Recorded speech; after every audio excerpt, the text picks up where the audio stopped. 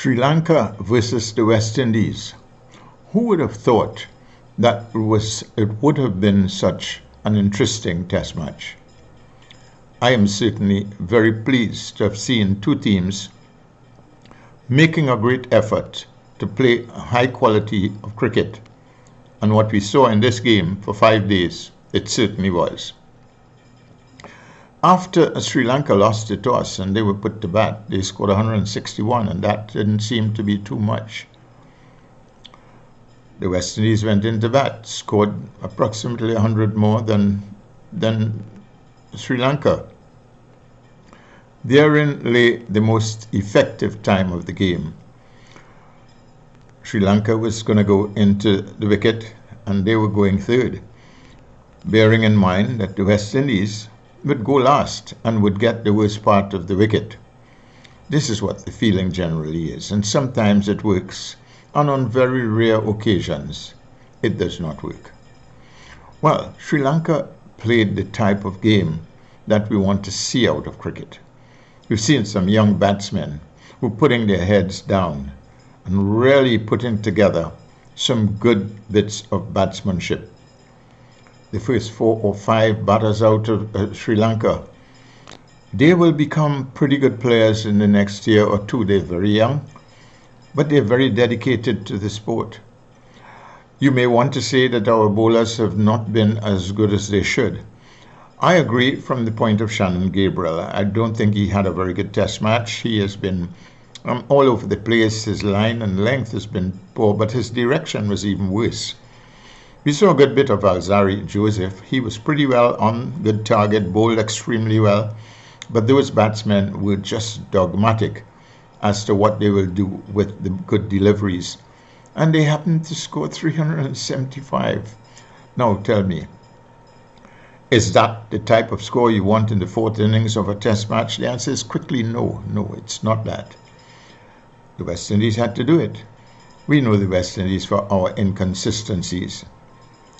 And we also are aware of our new captain, and he is the opening batsman, and he will have to sort of stabilize the batting area, that field as well. But then we got Bonner, and we had Mears, putting together the intelligence, the dedication to batting, and the desire not to lose the test match. They batted on and on and on. Bonner got to 107 not out.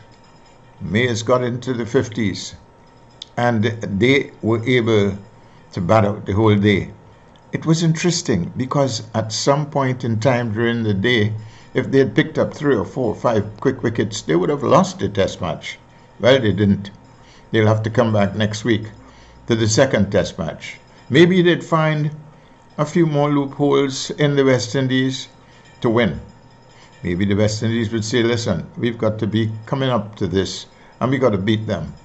So I was very impressed with a number of people on the field, and particularly the medium-fast bowlers out of Sri Lanka.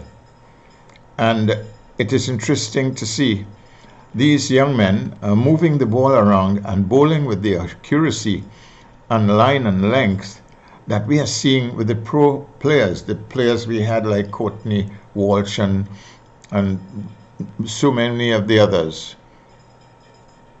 They had exactly that. They didn't have the guile, they didn't have the bounce because they weren't tall enough. And Malcolm Marshall kind of bounced, but they moved that ball and danced it around, and they had our batsmen going and coming. But in the final analysis, complete defense kept them away.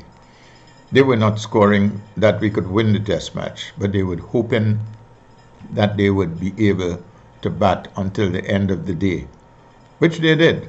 Congratulations to Sri Lanka for a great performance. West Indies, great fight back. So we look forward to the second test match in a few days' time. Oh boy, I didn't press this. I did not press this.